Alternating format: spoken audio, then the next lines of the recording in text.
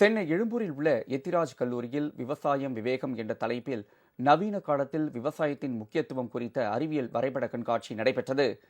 மக்கள் தமக்கு தேவையான உணவுகளை அறிவியல் முறையில் தாமே விவசாயம் செய்து தயாரித்துக் கொள்ளும் முறை குறித்து பிளான்ட் பயாலஜி அண்ட் பிளான்ட் பயோடெக்னாலஜியை சேர்ந்த 200 மாணவிகள் வரைபடங்களை காட்சிப்படுத்தியுள்ளனர். விண்டிரார் அறக்கட்டளையின் தலைவர் மனநல மருத்துவர் சுசித்ரா மற்றும் விஐடி கல்லூரியின் துணை முதல்வர் சங்கர் விஸ்வநாதன் ஆகியோர் வெற்றி பெற்ற மாணவிகளுக்கு சான்றிதழ்களை வழங்கினர். இந்த அறிவியல் வரைபட கண்காட்சி கடந்த 4ஆம் தேதி முதல் வரும் 10ஆம் தேதி வரை நடைபெறுகிறது.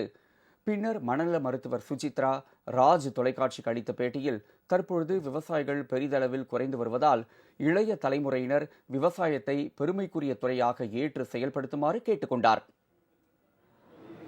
இந்த உணவுனாலே நம்மளுக்கு அக்ரிகல்ச்சர் முக்கியம். அக்ரிகல்ச்சர் முக்கியனாலே விவசாய நிலங்கள் முக்கியம்.